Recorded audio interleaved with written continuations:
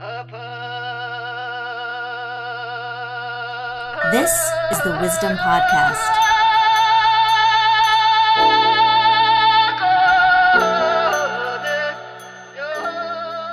Welcome to the Wisdom Podcast. My name is Daniel Aiken, and in this episode of the Wisdom Podcast, we're excited to introduce Joseph Goldstein, one of the most well-known Buddhist teachers in the United States. Joseph has been teaching meditation for 40 years and founded the Insight Meditation Society in 1976 with Sharon, Salzberg, and Jack Kornfield. This is a center that has introduced thousands of people to meditation. We had a really great conversation, and I hope you enjoy it.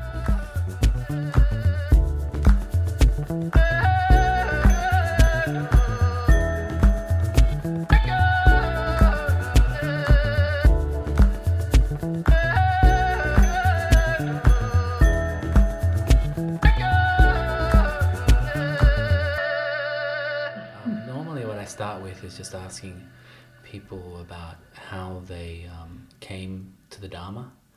And so I think in your case it's going to be a little bit different. There wasn't so much Dharma in the States, and you were in Thailand, is that right? Yes. So after college I went into the PeaceCorps. I had actually applied to go to East Africa because I just had some romantic notion of climbing Mount Kilimanjaro and, just some notion or other. But they decided to send me to Thailand, which was actually very fortuitous. And when I was teaching English at a school in Bangkok, and I started going to discussion groups at quite a famous temple, the Marble Temple, which was just down the street from where I was teaching. And it was a discussion group for Westerners led by one Indian monk and one English monk. I had studied philosophy in college, and so when I went to the group, I just was asking all these questions, endless questions. People stopped coming because I went. You were asking the questions. And, in the most annoying way. I just wouldn't be quiet. So finally, I think out of desperation, one of the monks said, why don't you try meditating? And I was young, I was, 21 years old. It was completely new and exotic, and I didn't know anybody who was meditating. I was very new even to the teachings of the Buddha. So he gave me just the very simple instructions, of just sitting, watching the breath. So I get, different paraphernalia together, mat, cushion stuff, and I set my alarm clock for 5 minutes because I didn't want to sit too much. But it was amazing, in that first 5 minutes, something really quite extraordinary happened, which was not that I had any great enlightenment experience, but that I saw there was a way to look into the mind as well as look out through it. And that was a revelation. It was like turning in place, and that there was a methodology for looking into the mind. I was so excited I started inviting my friends over to watch me meditate. Watch you meditate, there you go. watch me turn my mind in. Exactly. They didn't come back. I was interested in what sort of questions do you remember the type of questions you were asking the monks? I really don't. I mean, this was 50 years ago. Wow. So 50 years. What year was that? This was about 1966. Wow. So you're in Thailand. Yeah. There's a monastery the Marble Temple. Western, and they taught you this very simple watching the breath, or basically, and also suggested I read one of the books that was really the introduction was The Heart of Buddhist Meditation by Nyanaponika. Oh yes. And that was really the explanation of Satipatthana, the way of practicing mindfulness.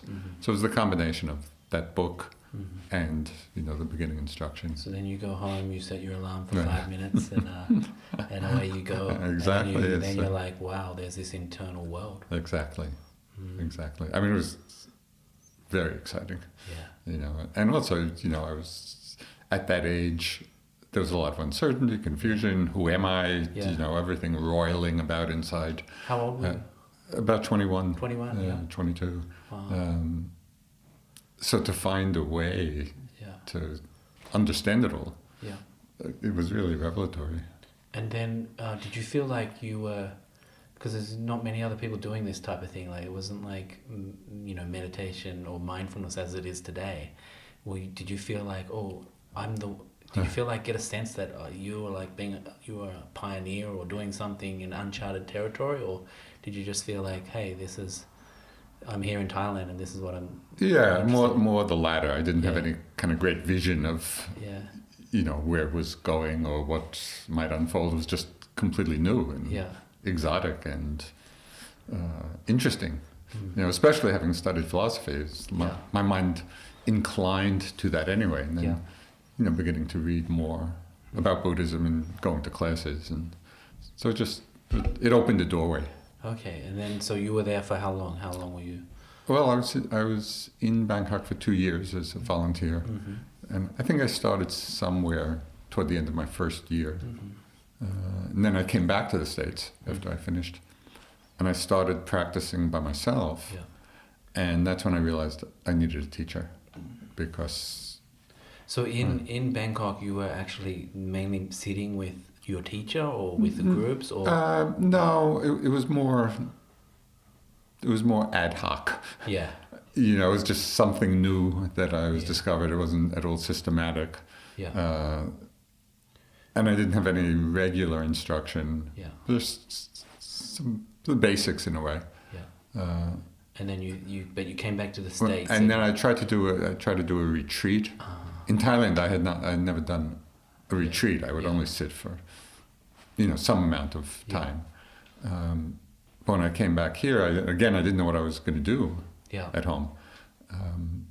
So I just went away for a week, and I thought, well, I'll just practice meditation.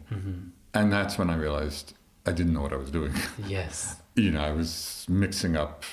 I was watching the breath and doing mantra and third eye and anything I'd ever heard about. I started and you're like buffet meditation. Yeah, exactly. And needless to say, I got really confused. Yeah.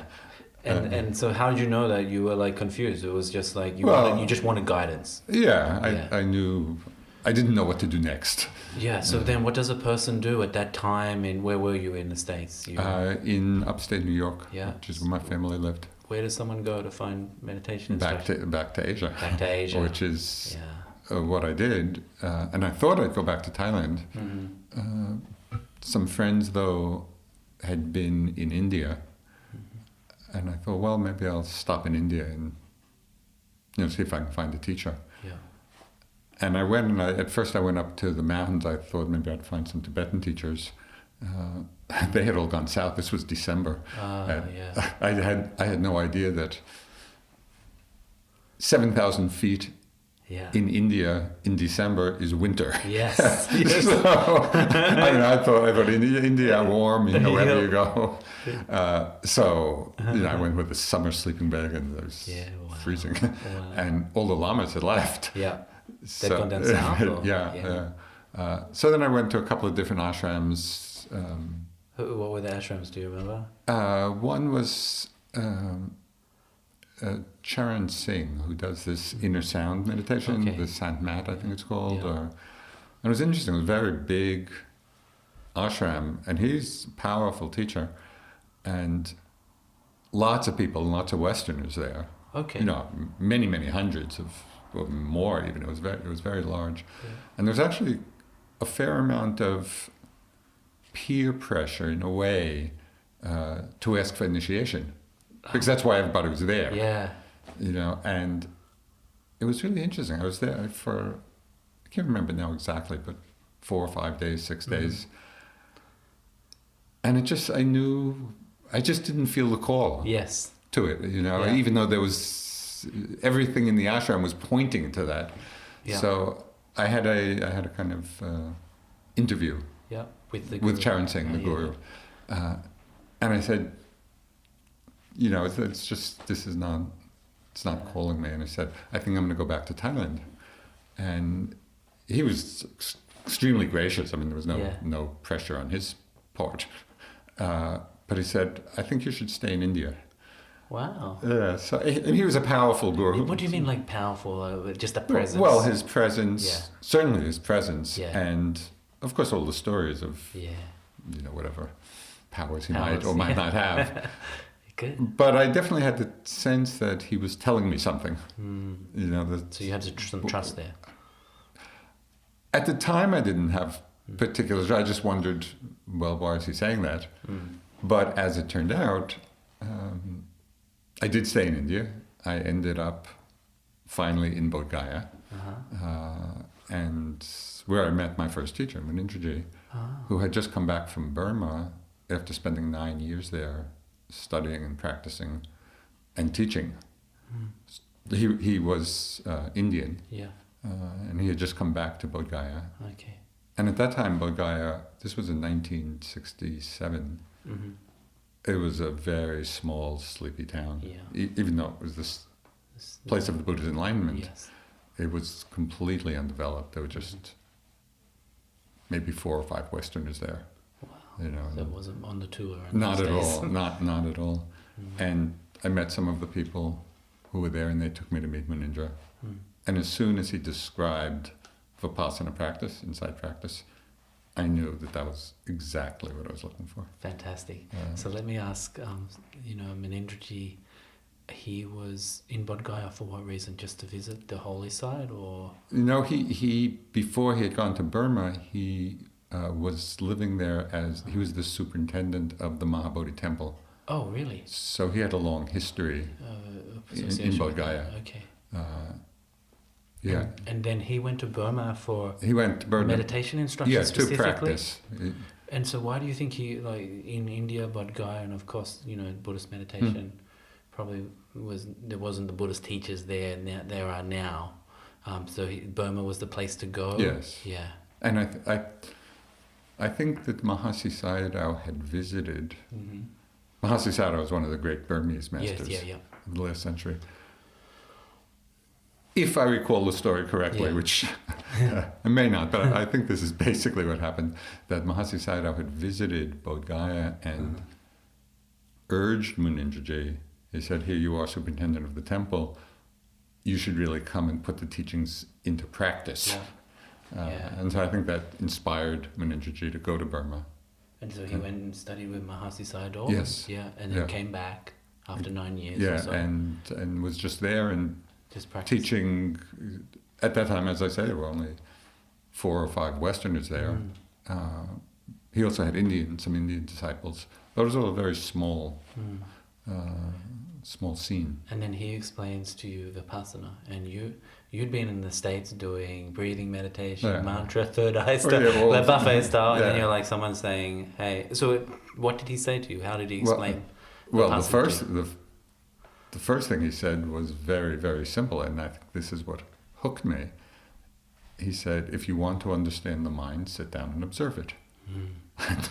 It was so simple and straightforward and common sense. Getting back to your realization in Thailand of the inner seeing of the mind, So you talked straight to that. Yeah, and there was no ritual, there was no ceremony, there was nothing to join, there was no initiations. No initiation, nothing. It was just that simple. And then, of course, he explained in more detail, the specifics of the practice as taught by Mahasi Sayadaw. And did that unfold over a time, or how long were you there with? Well, with that?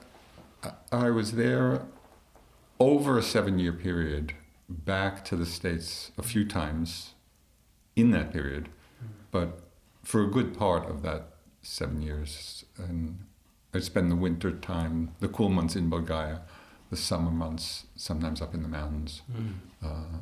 So I was doing a lot of practice during that time.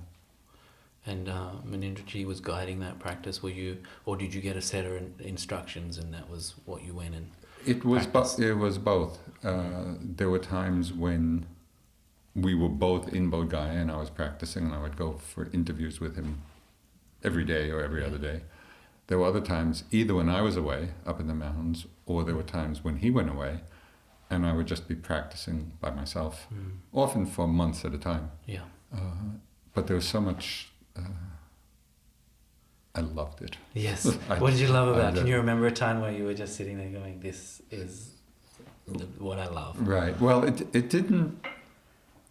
Even though from the very beginning, I knew this was the practice. I just totally connected with it. It was not easy at all. I'm not one of those people who just sit down and have fantastic concentration. Yeah. In fact, I had zero concentration. I had studied philosophy in my mind. I would just sit and think. Yeah, lots of questions. not even quite. I would sit and think and enjoy the thinking. Yeah. And so it was a struggle. In the beginning, it was a struggle, and the body was uncomfortable. Oh, this is another whole part of the story. So after some time there, I came back to the States. I needed to come back for some reason, maybe to make some money to continue to be there. On the way, while I was home, I saw the movie Charlie, which I don't know if you remember. It was a movie based on a short story, Flowers for Algernon. Mm-hmm.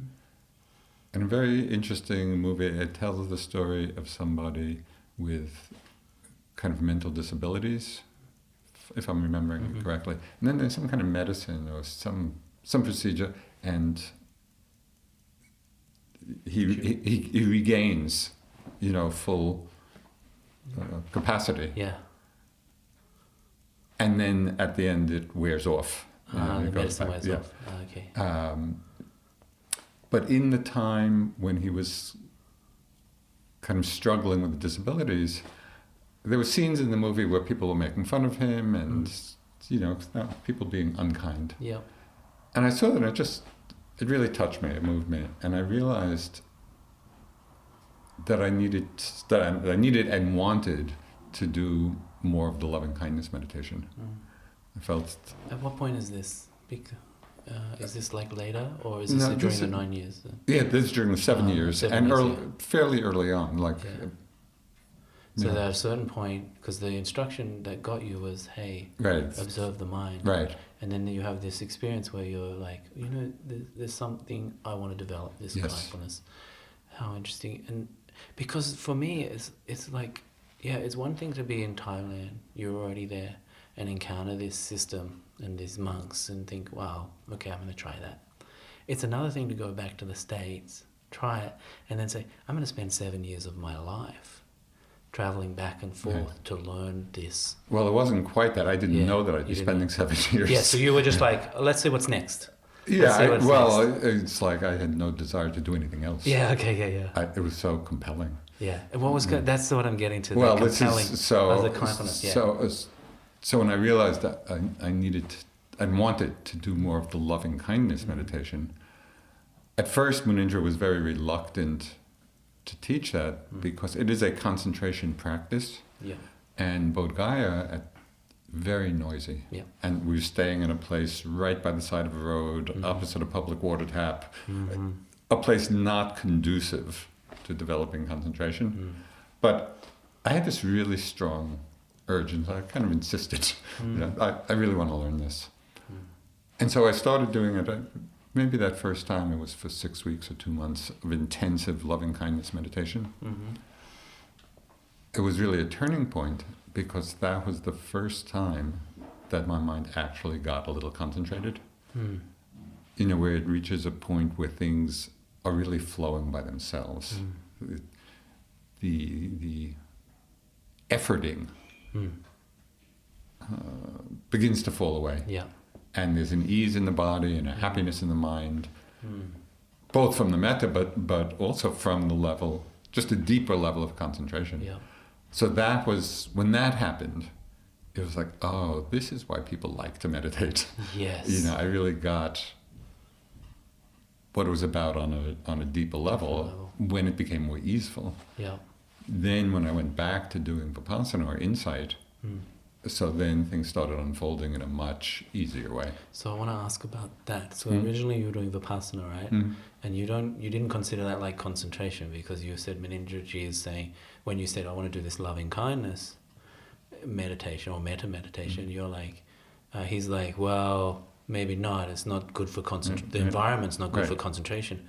So tell me about how the environment was good for Vipassana, but not good for metta practice. Can you talk a little to that? Well, in Vipassana or mindfulness practice, sound is not a distraction. Yeah. In other words, if sound arises, then you just are noting or noticing or being mindful of hearing. Yes. So nothing is a distraction in doing in doing mindfulness practice. So one can really practice anywhere. Yeah.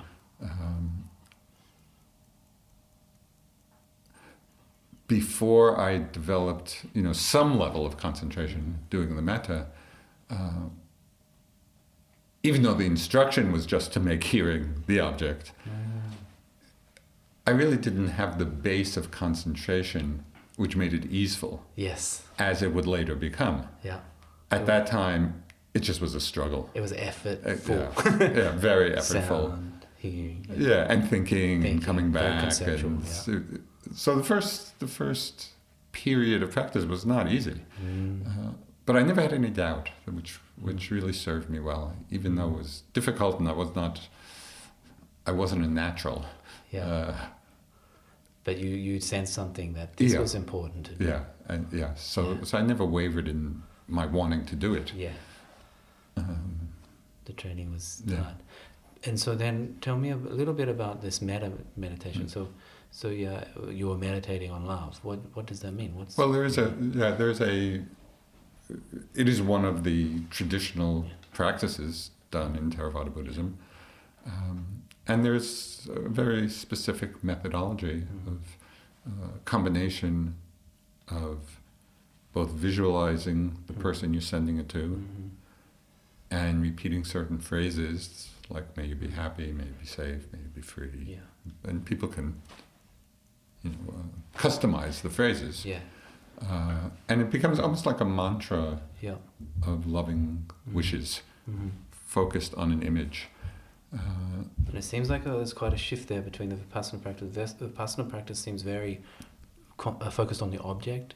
Yeah. Like, what is that? Yeah. Whereas the metta practice you're describing seems it's like trying to get a subjective, on the subjective side, a certain affect or something like that. Yes. Would that Although be fair? In doing metta, so basically there are three things. There's the person you're sending it to. Yes. There's the phrases, the wishes that you're expressing, and the feeling. Yeah. Of loving kindness. All three are equally emphasized in this practice? Well, they're all equally emphasized, but different people may find one or another of the aspects arising more easily. So, for example, for myself, it was actually quite difficult to hold an image. So the image would just kind of flicker in and out. Yeah. The phrases were the easiest thing to focus on. Yeah. Because they were very rhythmic and very specific, and I could just keep repeating them. The feeling came slowly. For other people, images are easy. They can focus on an image easily. And so the concentration really emphasizes that. For other people, the feeling comes really easily. And they don't even really need the words. They can just radiate the feeling. So it's quite individual which of the aspects you use to... It's very interesting because it's like there's visualization, there's like mantra, yes, and then there's like some sort of clarity or subjective awareness of the subjective mind. Yes. So there's like a tripod, right? Which is sometimes like in different traditions, you might just concentrate on a visualization. Yes. You might just concentrate on a mantra, or you might do some objectless meditation on loving kindness or something like that. Very interesting. So then, this actually informed your Vipassana practice as well. You were saying. Well, it did inform it in two ways. One, and I think most significantly, was just the deepening level of concentration. So an image that I use to describe the shift in the level of concentration. So in the beginning, it's like if you imagine an arch, and you're standing on top of the arch, and you fall off on one side, and you have to kind of climb back up, and it takes a lot of effort. And you fall off on the other side, you have to climb back up. At a certain point, the arch inverts and becomes a trough, and you're just standing at the bottom of it. And the mind still will get pulled away. It's not that the concentration is perfect. The mind gets pulled off, but it falls back naturally to center.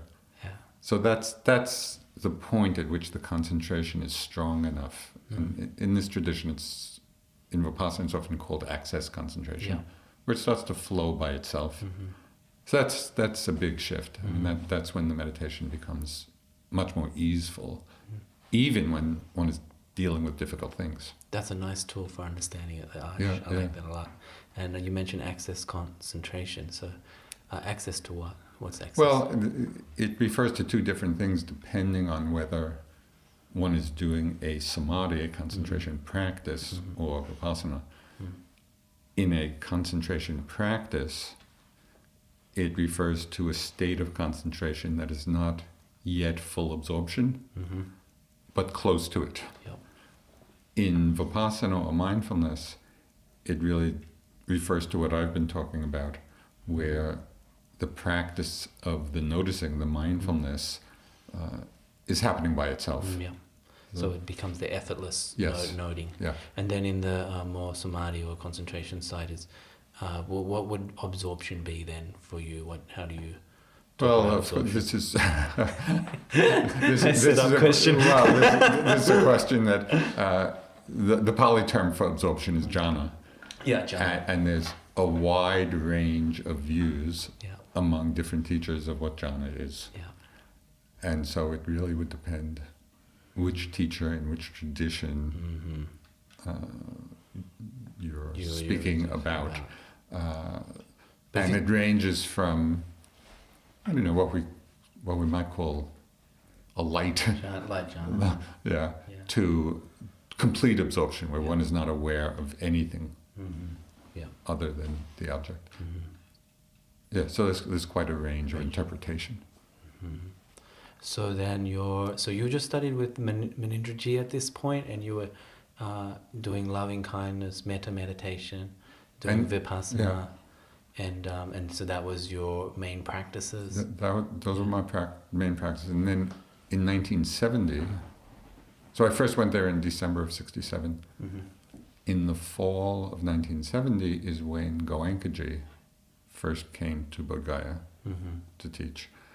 And that was quite a big scene. Yeah. And so I started practicing with Goenka and doing, which is a slightly different style of Vipassana practice, of body scanning. Yeah. So the noticing that you were doing the Vipassana with Munindraji, how was that different? Like, it wasn't scanning; it was just whatever. Right, more choiceless awareness. Choiceless awareness, but using the breath as a primary object. Yeah. But really being open to whatever's arising. It was not the systematic body scanning. Yeah. Then in 1970, part of what happened. So Goenka comes to Bodh Gaya, and he's the one who kind of fashioned the idea of a 10-day course. When I was studying with Munindraji, people would there was no course model. Yeah. We were just practicing, and we'd go see him when he was there, and we were practicing by ourselves. Yeah. Goenka really created that form of a 10-day course, which we you took up. Yeah, because it was such a good. So that was maybe the first seeds of this like 10-day Vipassana retreat style thing, where you start with sensations and go to. Well, in whatever methods being taught, but it was the frame of a 10-day retreat or a 9-day retreat. So why 10 days? Is there any reason, or that was just what someone? That's what he. Goenka Jesus said, we'll do it for 10 days. Yeah, and that's stuck. Exactly. How interesting. That's interesting. And at that same time, that winter of 1970, Ramdas had heard about this and came to Bodh Gaya to sit with Goenka. And so there was a whole big scene. This is another scene with Ramdas. So I had been in Bodh Gaya, practicing maybe with 5 or 6 or 7 other Westerners, and then in 1970, all of a sudden, there's hundreds. Yeah. So the scene completely changed. Wow. But it was quite, in some way, it stimulating. Yeah, well, it was very stimulating. It was very interesting to learn a different technique. Yeah. And it just seeded kind of the interest in Vipassana,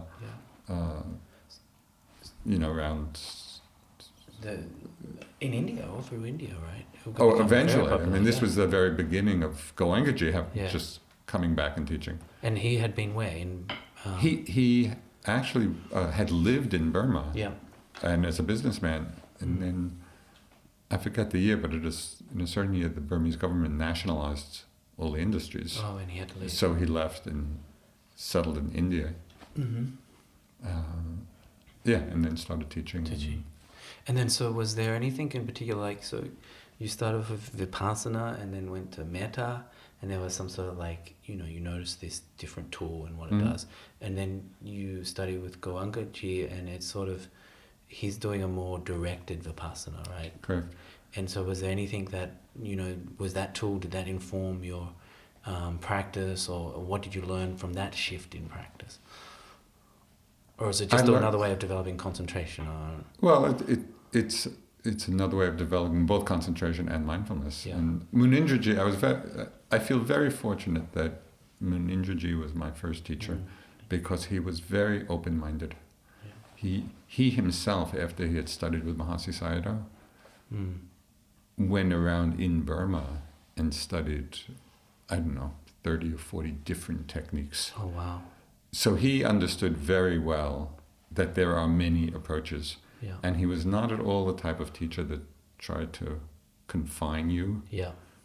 So he was always encouraging, if you want to study with somebody else, go explore. And Munindraji saying, go. Yeah, and then he and Goenka were friends. Yes. But even, we were very young. We were in India. It was all very exciting. People were going off to all kinds of different gurus and ashrams and Buddhist, Hindu. Yeah. And Munindra, he'd say, go explore. And he said something that really resonated with me. It kind of showed his confidence and his fearlessness in a way. He said, it's fine to study with anybody. The Buddhist teaching doesn't suffer in comparison with anything. So he was not afraid of people. Yeah.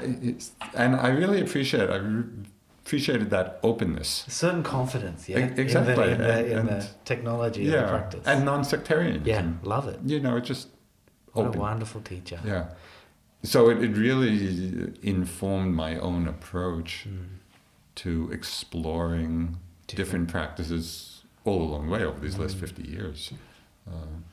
And you made a distinction there between, you said the Goenka G practice informed both concentration and mindfulness. Well, it is. Yeah. So what I was just interested in the distinction between when you talk about mindfulness and concentration. What's the distinction you're making? Well, they're really two different qualities of mind. Mm-hmm. So concentration is, you could say, steadfastness of mind, or the unwavering quality of mind. Mm-hmm. And mindfulness is the quality of noticing or awareness or observing. Mm-hmm. Now they work together, but they're different. Yeah. In Vipassana practice, even though the intent is not, or the aim is not absorption, as it would be in a concentration practice, still concentration, called momentary concentration, some changing objects, is being developed along with the mindfulness. So the two are really working together. Goenka GSystem, I think in a way, could develop the concentration side of it for some people, perhaps many people, even faster than more choiceless awareness. Yeah, because it's directed. Yeah, that makes total sense. You're just going up and down the body, and it's clear what you're doing. For sure. And the concentration is more directed as well. Yes, exactly. So if you were to say to someone who's studied with Mahasi method, or someone who's studied with Goenka, hey, and just started, right? Of course, it all comes together. But hey, watch your breath. Then there's a certain muscle that's exercised to do that, which is concentration. I guess that's what you're talking about. And so Goenka's system is actually using that muscle to scan the body, right? Yes.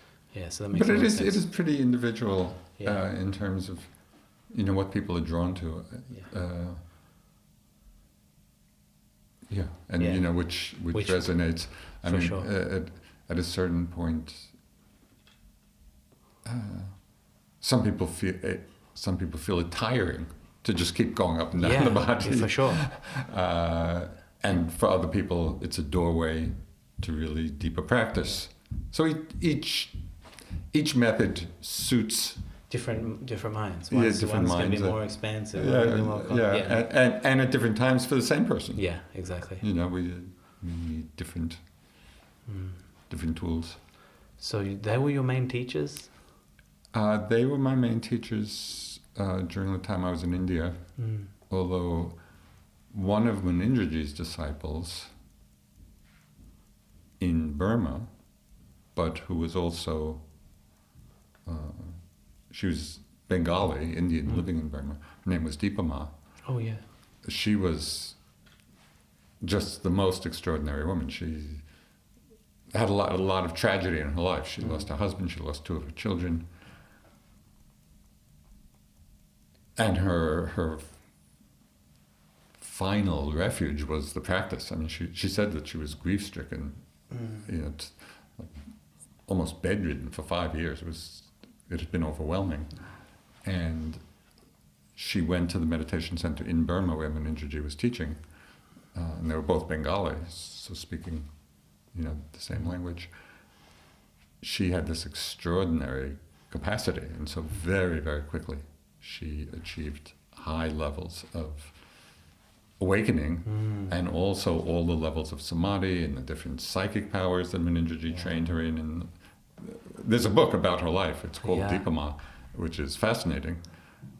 So she was not sort of my direct teacher in the way of giving me daily instructions, but through Munindraji had met her, and you know, over the time I was in India, and she was just enormously inspiring. Yeah, sounds massively inspiring. Yeah, and she was just filled with metta, and so she lived in a very poor part of Calcutta, just in 2 rooms with her daughter, and but you'd walk into her room and it would be like walking into a field of light. I mean, it was just so amazing, you know. And we'd go in, and of course, again, we're very young, you know, just new to all this. Yeah. And she would do kind of the Indian blessing of just running her hands over your head and shoulders, and like she would float out. You just blissed out. Yeah, I mean, wow. She was she was a teacher by way of inspiration. Yeah. And then also it's very confirming to have those examples and actually meet them. Yes. So do you remember the first time meeting her? Was that like some sort of big event for you? Or is it someone you just developed a relationship with and would go and get blessings from? Yeah, I don't actually remember the very first time, although I actually don't remember much of anything these days. So it's not surprising that too has faded into the memory mist. The inspiration remains.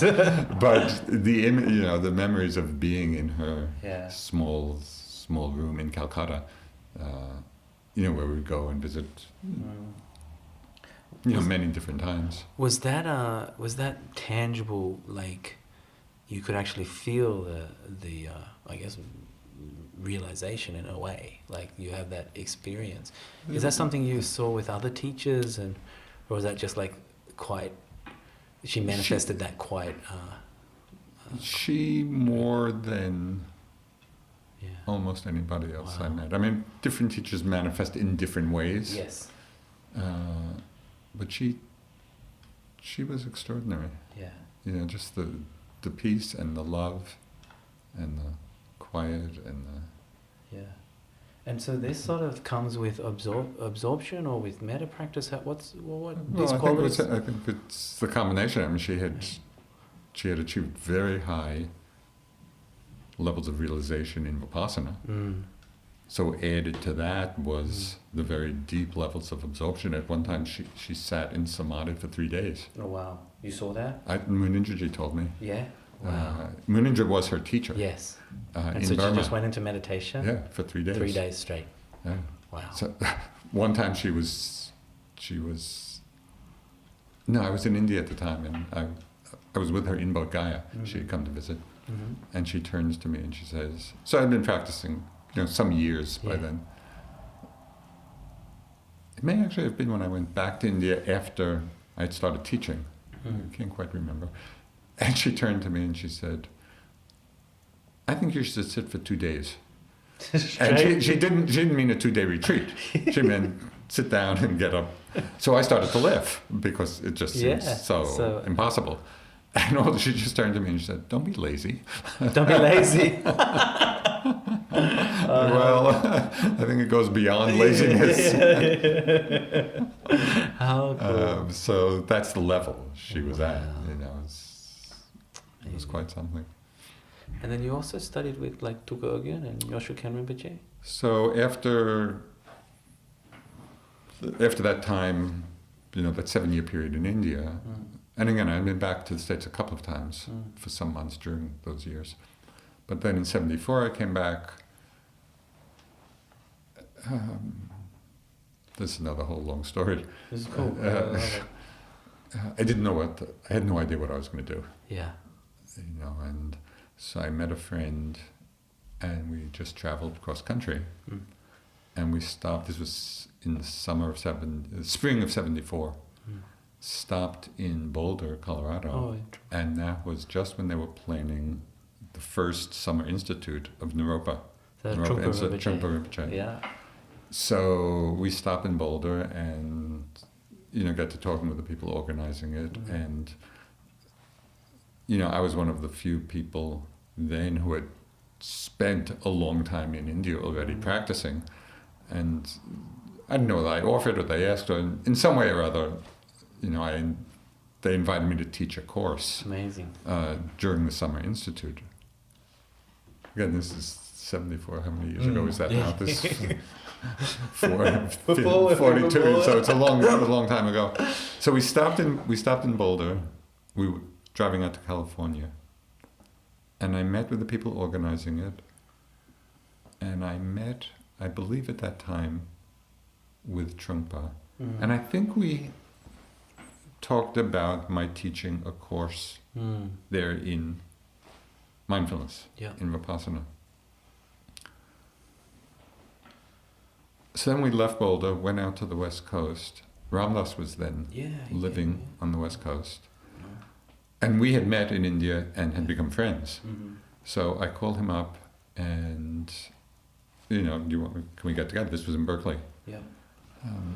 And one of his disciples or people he was staying with say, today is one of his silent days, he's not speaking to anybody. Okay. So I'm just walking down the streets of Berkeley and I need to go to the bathroom. Go into one restaurant, just in the street. Can I use the bathroom? No, only for customers. Now, I was just come from India. Yeah, this was like, no, you can't use the bathroom. It was like culture shock. Go into a second restaurant. Same thing. Go into a third restaurant. There's Ram Dass. Oh, really? So we sit down. We ended up talking. So he wasn't keeping his silent day. Well, it was so unusual. Yeah. And in that conversation, he invited me to teach meditation as part of his very big class at Naropa on the Bhagavad Gita. So in that first summer, it's like Ram Dass and Trungpa Rinpoche were the big stars. Yeah. There were a couple of thousand people. This was like Buddhist Woodstock. Yeah, I think there's footage on YouTube, I think. Yeah, I mean, it was really quite extraordinary. A lot of excitement and... Something's happening. Exactly, and something really was happening. Yeah. So 3 nights a week, Trungpa would teach, and 3 nights a week, Ram Dass would teach. And almost everybody would go to each of those classes. So there were, I don't remember exact 1,500 or a couple of thousand people. So I was teaching Vipassana meditation as like sections of Ram Dass's course. Yeah. Because of that, and I was teaching maybe 5 or 6 a day of groups. Because of that, I had a lot of contact with a lot of people. It was out of that, after that summer, people expressed interest in doing an intensive meditation retreat. Yeah. So that was like the seeding. So it was the contacts from that first summer of Naropa. We set up a month-long retreat in Sequoia National Forest for the September following that summer institute. Wow.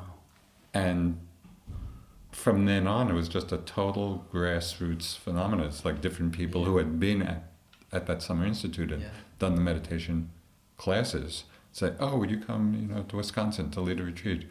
Can we do one in South Carolina? Can we do?" And then it just was. It was amazing, Wow. and it just completely unfolded. And was that like the beginning of Yeah. IMS as well? How did Well, that? What was it? A few of us just started teaching these retreats, around the country, and after about a year and a half or so of doing this, we just had the idea, it would be great if there were a center where people could come rather than us just going from place to place and never quite knowing whether there was going to be another retreat or not. And so we had the idea. We met with a few friends who were living in Western Mass, who had been in India, and interested in meditation. They started looking for a place and went around to look at different places. There's another part of the story. It's just all coming back. Good. So they're looking at different places. We decided, after that initial year of teaching, we thought it would be great to have a 3-month retreat. But there was no center at that point. So we rented a monastery, a Catholic a convent, a monastery in Bucksport, Maine. And we have this first 3-month retreat. Of course, we were I was like 30 years old or 31 years old. Yeah. We really had no idea what we were doing. But we were young, we were enthusiastic, we loved the Dharma, we wanted to share it. And you'd met these amazing teachers, like Deepa Ma. You felt these things. Yeah, and so we just went and did it. Great, thank goodness. So while we were up in Bucksport, Maine, the sisters, who ran the center, we were talking about, looking for a center, and they said, "Well, why don't you call the Archdiocese of Worcester Mass?" Yeah. And so some of the people who were looking called the Archdiocese. They said, there's this place there's this seminary, in Barre, Massachusetts, and they're looking to sell it. Wow. Because at that time there were only, I think, 12. It was a novitiate, I think. Only 12 monks or brothers here. So, it's a big place. They couldn't afford it. So we come, and it looked like it's perfect. We just move in and start doing retreats. Yeah. The asking price, so this is a place that at that time could hold about 80 people, on 80 acres of land. And they were asking $150,000. Of course, now that sounds like nothing. Yeah. For this size facility. Yeah. We were just back from India. We were a bunch of basically Hindis. Yes. $150,000 just seemed like... May as well be $1 million. Exactly. It could have been $10 million. So we needed a $50,000 down payment. Yeah.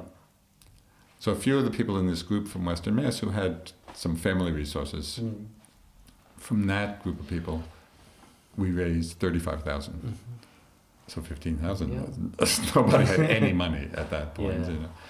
I'm teaching the second summer session at Naropa. Yeah.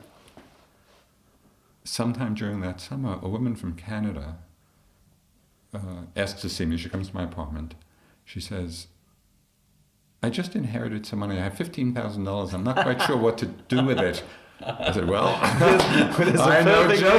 just know exactly what you might think of doing with it." Fantastic. That was the list, 15,000. And we could put the down payment on it. So it was like, it all feels like it's just meant to happen.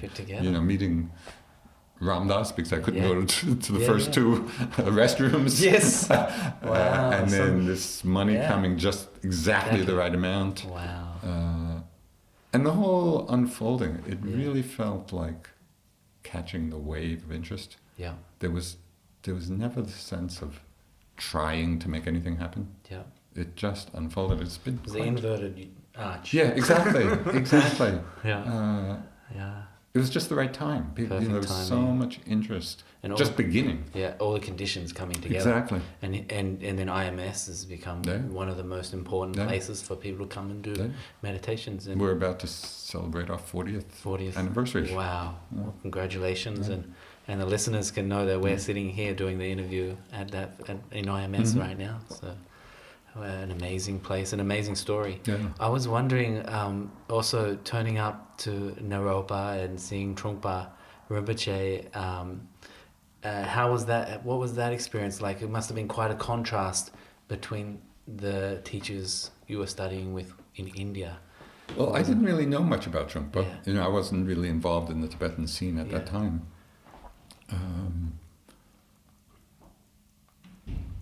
But it was really interesting.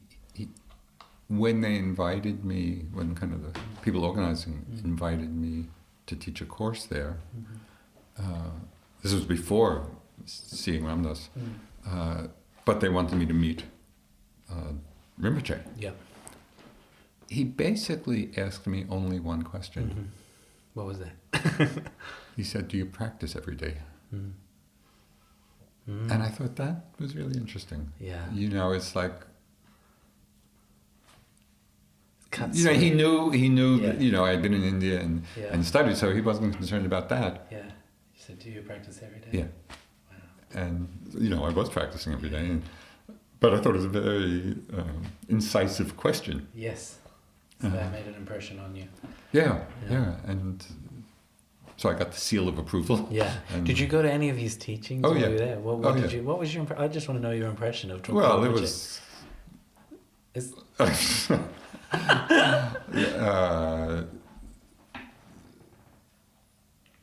Very hard to describe him. First, he's brilliant. Yes. And his way of expression was brilliant. Yeah. He was also, as most people know, quite fond of sake. So he'd be sitting and, sometimes the teachings came through the cloud of that. He'd often be an hour and a half, 2 hours late. Yeah. So, a couple of 1,500, 2,000 people would be in the room waiting for him to come. Yeah. So it was everything, it was just, it was a big scene. Yeah. But it was clear that he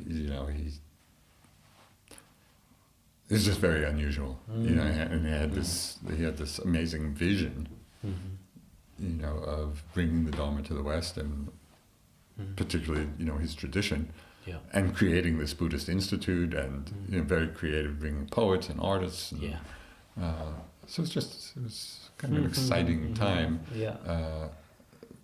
But I think because of that style, at that time it never really appealed to me. I really appreciated the simplicity of Munindraji and the Vipassana practice, and there was no big scene about it at all. Yeah. It felt the practice felt very simple and direct. Get down and sit. Yeah. And then, but you did you study with Tulku Ogyen or Nyushu Ken? A little bit. So then... How did that happen? So I had been back and teaching now for quite a while, 15, 20 years. A good friend of ours from India, Lama Suryadas, had been in India practicing with, and Nepal, practicing with some of the great Tibetan teachers. Yeah. He had just finished his second 3-year retreat. Yeah.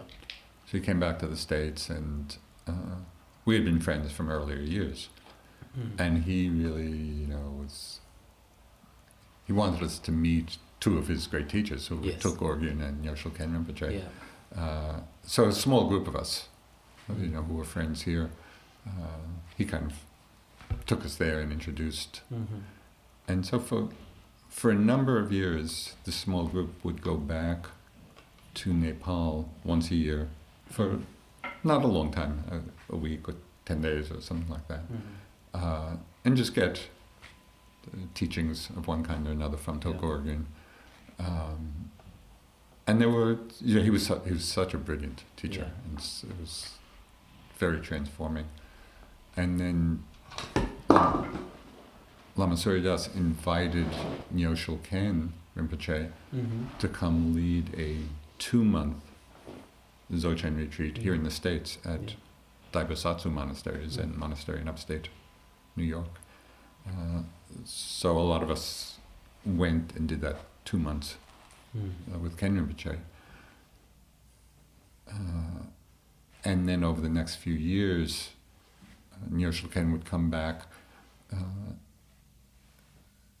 and in an informal way stay with friends in New Mexico. And so we would go and hang out. So we would get teachings in an informal way. Yeah. You know, after that first 2-month retreat. So there was definitely a... So then can you contrast the sort of meditation style that, say, someone like Tuka Ogyen was teaching with, you know, we said we had the Mahasi's Vipassana, we've got the Metta practice, we got the Goenka GSystem practice, and now I'm just like, I'm just interested in all your influences. And then you got Tuka Ogyen, who's probably doing Lotro, pointing out and stuff like that. Right. So how were you going to these teachings and then integrating or not integrating, or what was that like for you? Well, there were two levels of integration.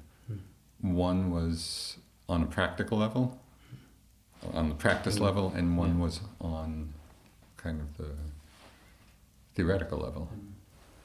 So on the practical level,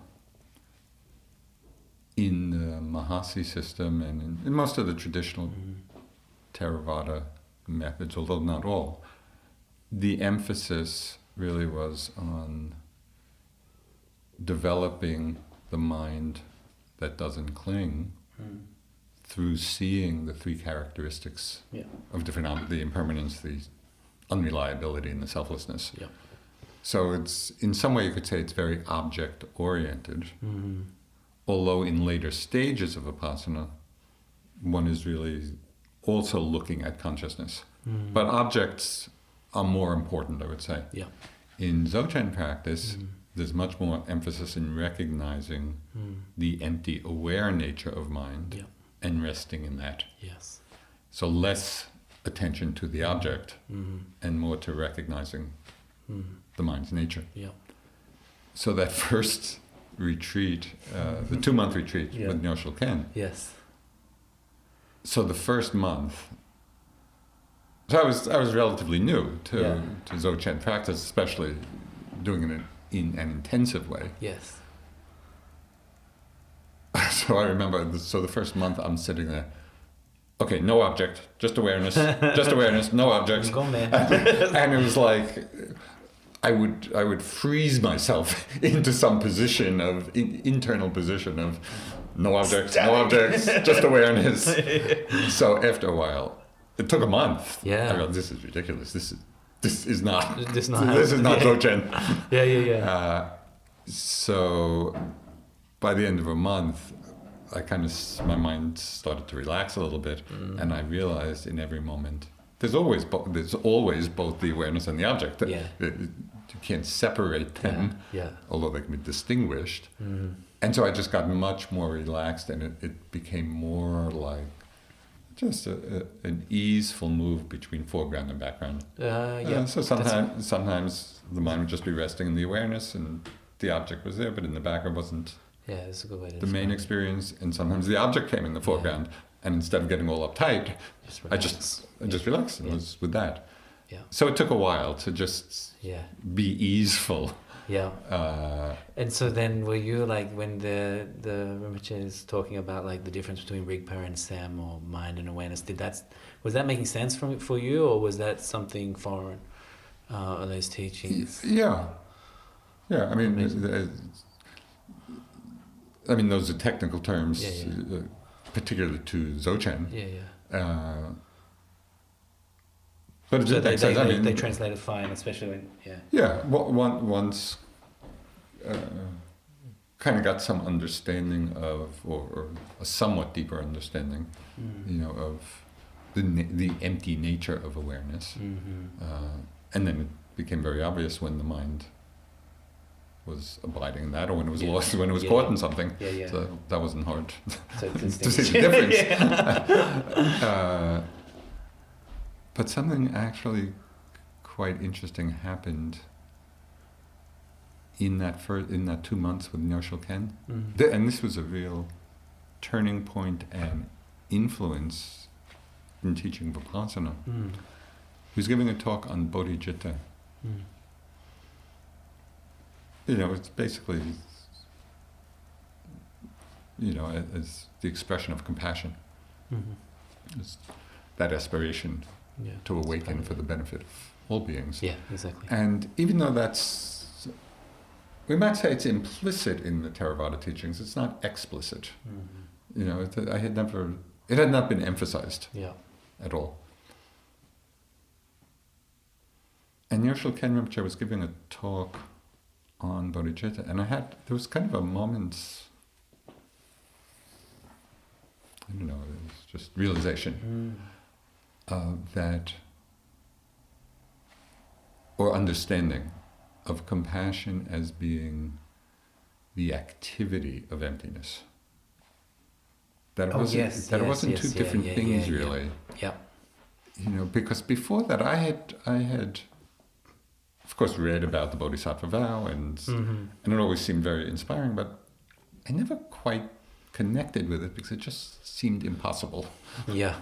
You know, I said, okay, this is a beautiful aspiration, but how am I going to save all beings? It just seemed impossible. Yeah.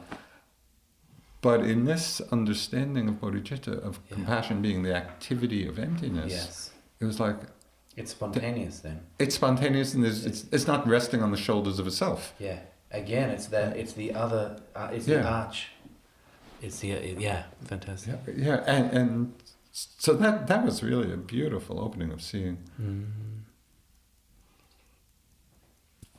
Yeah, that the very understanding of emptiness of self, or nature of emptiness, manifests as compassion. Yeah.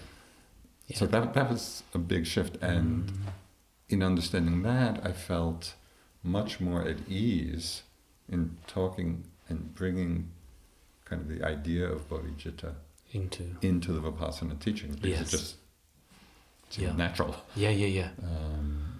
So that was a big...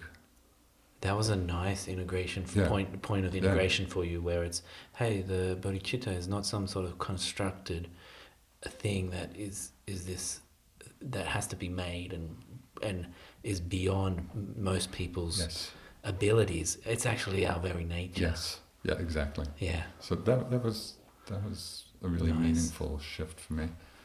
Nice.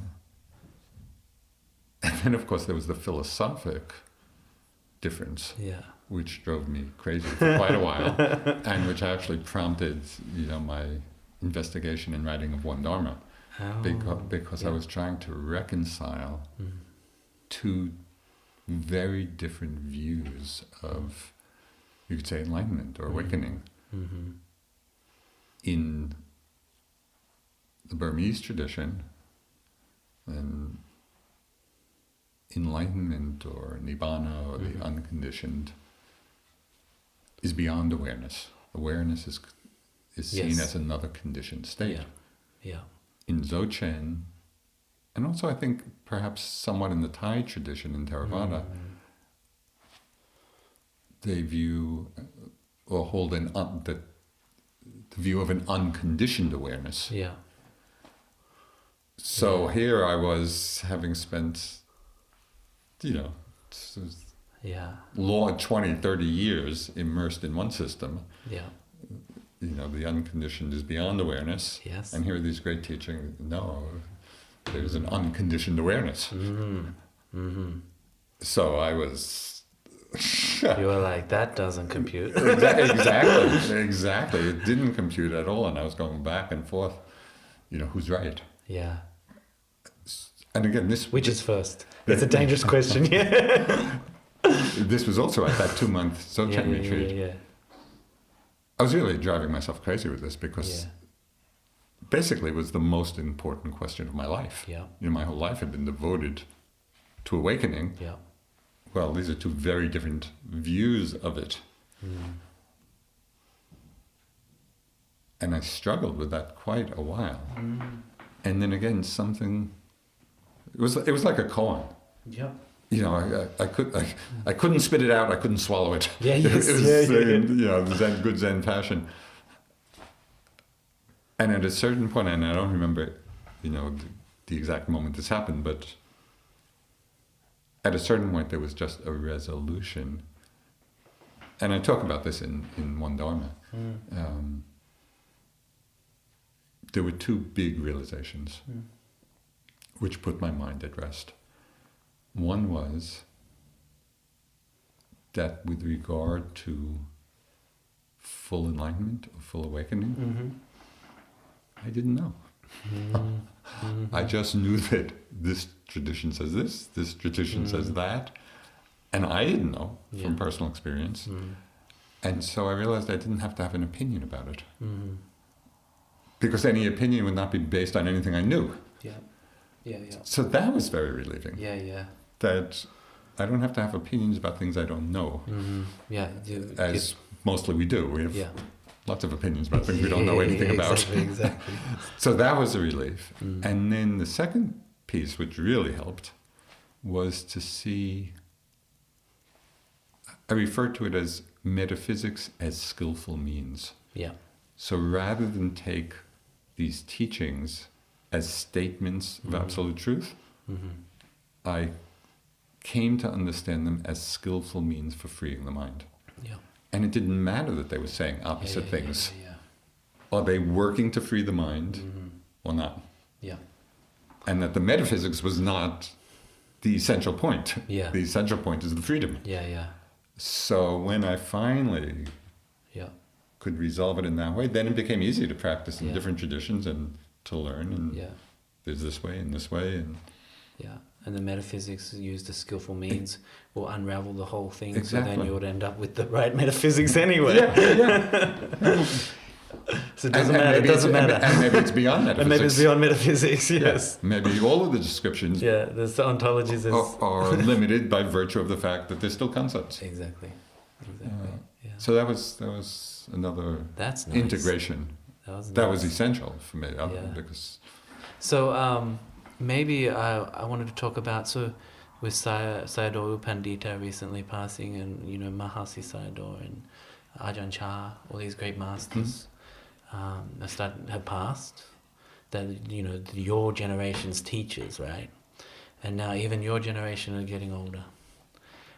So I was wondering, like, your perspective about the Dharma. How has it arrived in the West? Are you happy with how the Dharma has arrived in the West? Are we on sure footing?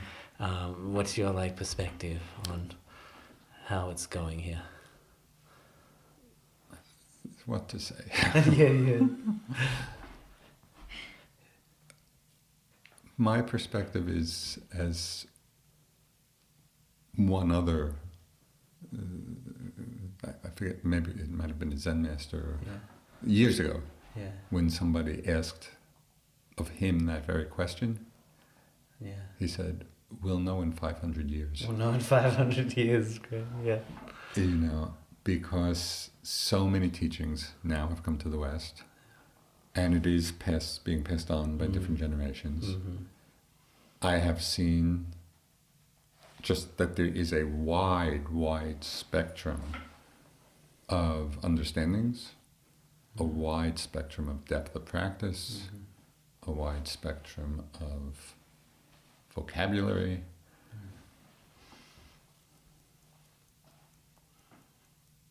And now, of course, the whole movement of secular mindfulness, which is huge now in this country.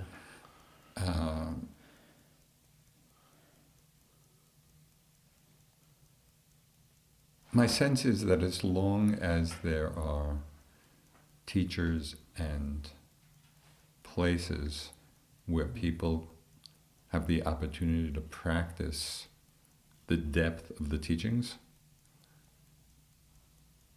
things will be fine. It's not that that's going to be even the mainstream practice of the Dharma. Yeah. It may not be the mainstream, but if that's preserved, then those people who are drawn to actually the liberation aspect of the teachings will have the opportunity to engage in it. Other people may not be drawn to that and really want to practice the teachings just to ease stress in their lives, to ease their suffering to some extent. And I think that's fine, and it's helpful. So that's why I say that there's a very wide spectrum. And my hope is that there's the preservation of that core, that really goes to the depth of what the Buddha offered. And as long as that's available, so then I feel confident that people who are seeking that will be able to practice and realize it. Wonderful. Well, I think if 500 years, in 500 years' time, we look back and we see that the Dharma and that is available for people, I think it will be in no small part thanks to yourself and people like you and IMS, places like IMS. So thank you so much. You're very welcome. And thank you for your time on the Wisdom Podcast. Yeah. Thank you. You're welcome. So I hope you enjoyed the conversation with Joseph Goldstein. Next episode, we have Christina Feldman joining us. Christina is an IMS guiding teacher, co-founder of Gaia House in England, has been teaching meditation retreats since 1976, and is also an author of books on meditation. So what do we actually understand by mindfulness? And sometimes I almost have a wish that this word had never actually been incorporated. Over millennia, people have struggled to find the right translation for sati. I think from the Pali, probably the most accurate translation would be a present moment collectedness, or a present moment recollection. Originally, sati had this nuance of remembering, but rather the Buddha shifted how that word was used. So rather than a historical remembering of data or information, it was a remembering of the present moment.